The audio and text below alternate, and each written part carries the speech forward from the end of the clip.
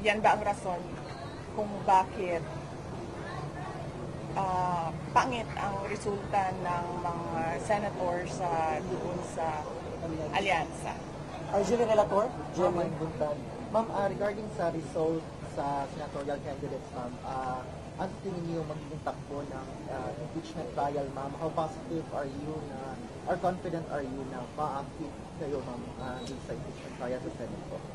Wala akong expectations of acquittal or a verdict guilty. Basta sa akin lang ay tinanggap ko na kung ano yung magiging verdict. Whether guilty man yon or acquittal, I'm already at peace.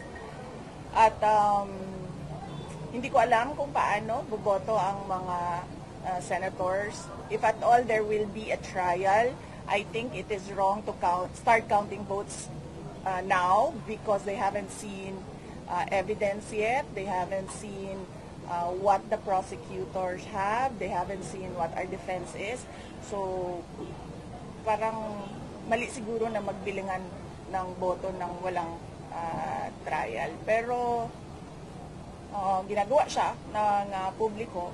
So, basta sa akin, tanggap ko kung anong mangyayari, anong magiging ending noong impeachment. Pero yung preparation po ng mga lawyers natin, kamusta po? Lawyers, okay naman sila.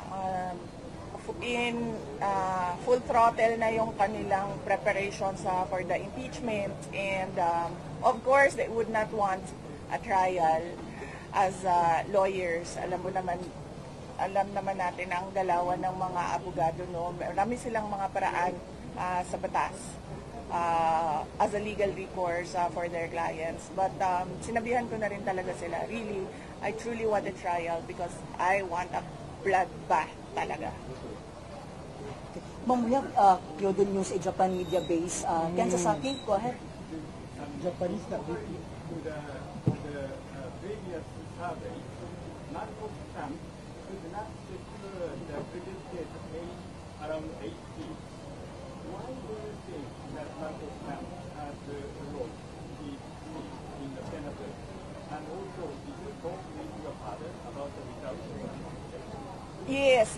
We talked yesterday. We talked for a long time, about 41 minutes, about the results of the elections, both local and national. And I updated him about what are the ways forward with regard to the impeachment and with regard to what we are doing with his ICC.